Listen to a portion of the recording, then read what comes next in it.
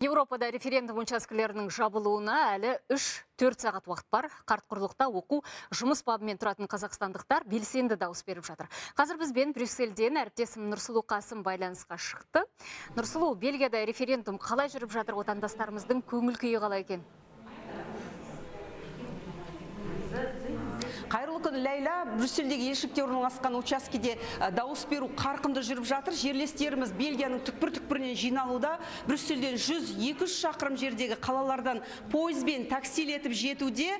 Мына тақтаға өздері қай шаһардан келгендерін белгілеуде. Көңіл күйлері керемет. Сұхбатты бірге тыңдайық.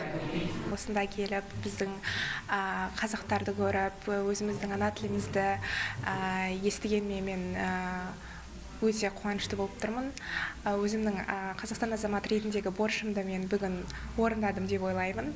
Я живу в Бельгии уже 25 лет. Мен Бельгияда 25 жылдан бері тұрып жатырмын. Бүгін азаматтық борышымды өтейін деп дауыс беруге келдім. Әрі бүгін менің туған күнім. Ұлттық тағамдардан дәм татып, үйге келгендей болдым. Еліміз өркендей берсін.